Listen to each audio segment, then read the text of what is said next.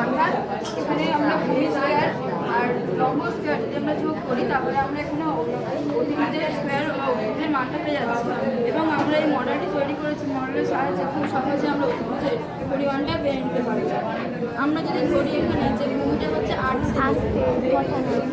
শূন্য থেকে যদি 8 ধরি দিদিমণি দেখো ভালো করে 8 ধরি আর লম্ব হচ্ছে 6 সেমি 6 সেমি ধরলে 10 হচ্ছে